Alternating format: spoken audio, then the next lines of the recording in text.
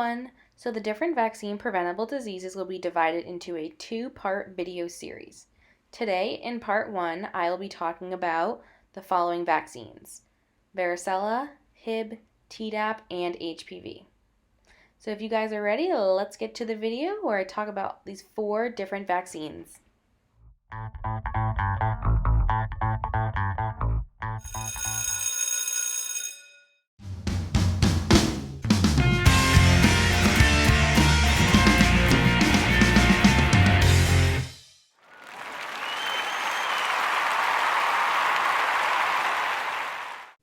We are going to start off talking about the varicella vaccine. So chickenpox is an extremely contagious disease that is caused by a virus known as the Varicella zoster virus, or VZV. This virus used to be very common in the United States, but due to the success of this vaccine over the last few decades, we don't see as many cases now.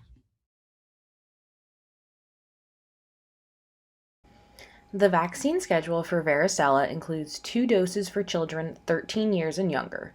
The first dose is given between 12 and 15 months of age, and the second is given between 4 and 6 years. People who are older than 13 can still receive this vaccine. They will also receive 2 doses, but they will be at least 28 days apart. The varicella virus is a highly contagious disease and is spread through direct or close contact as well as through droplets. The varicella zoster virus that causes chickenpox also causes a disease known as shingles. The varicella zoster virus stays in an infected individual's body and will remain inactive for a certain period of time. Later on in life, the virus can be reactivated, which results in shingles. If you were to come into close contact with an individual with shingles, you would get chickenpox, not shingles. However, you would be at risk for developing shingles years down the road. Next, we are going to talk about the vaccine for Haemophilus Influenza type B disease, also known as Hib.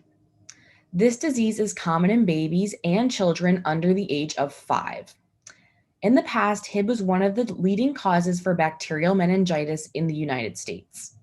The vaccine is considered to be very effective in preventing infection from this disease.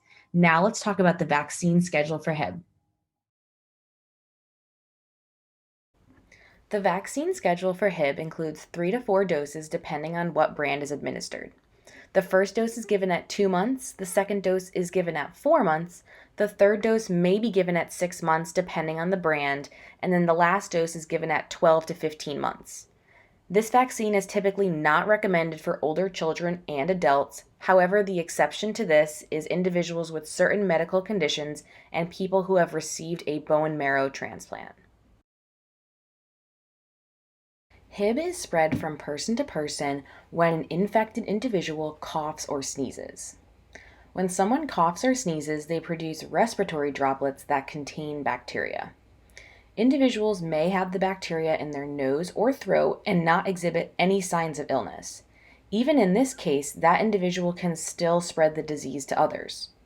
The bacteria that causes this disease is most likely to spread during close or lengthy contact with an infected person. The Tdap vaccine contains 3 vaccines for diphtheria, tetanus, and pertussis. All of these 3 diseases can become very dangerous if you are infected and not protected.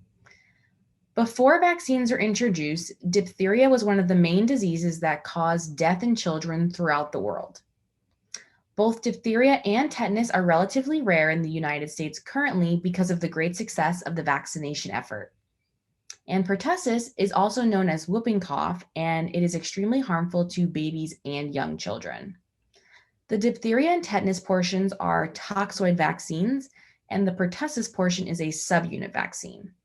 The great thing about this is that in just one vaccine, you can be granted immunity to 3 different diseases.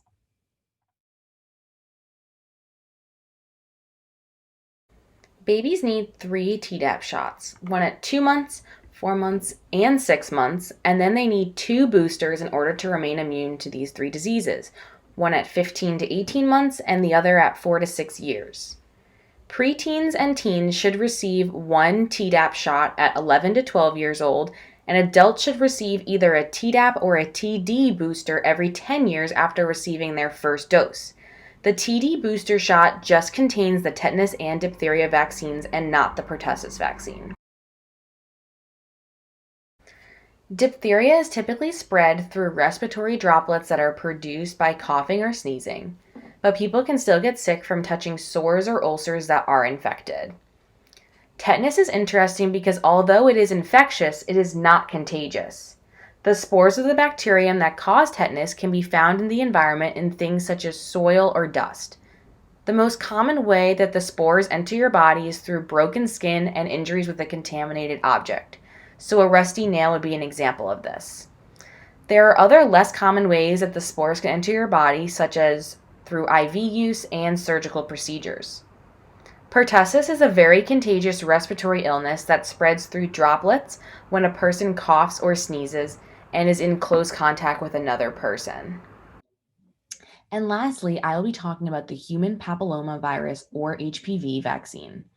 Unfortunately, HPV infections are very common worldwide. There are many different strains of this virus, but there are some strains that can cause various cancers in both males and females. The great thing about this vaccine is that it will protect you from 90% of the cancers caused by HPV. Now let's talk about the vaccine schedule for the HPV vaccine. It is recommended that both boys and girls begin the 2-dose HPV vaccine series at 11 or 12 years old. After the first dose is given, the second dose is administered 6 to 12 months after.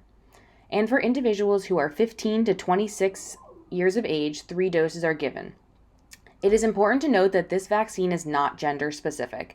Both boys and girls will be protected from the most dangerous HPV strains after vaccination.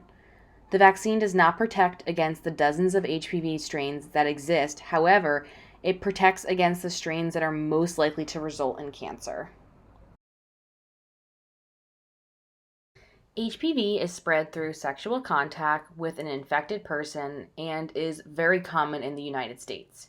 Each year, millions and millions of people become infected with HPV. Today I talked about 4 different vaccines, and this list just shows you what type of vaccine each of them are. And if you're looking for more information, make sure you go back and watch my types of vaccines video.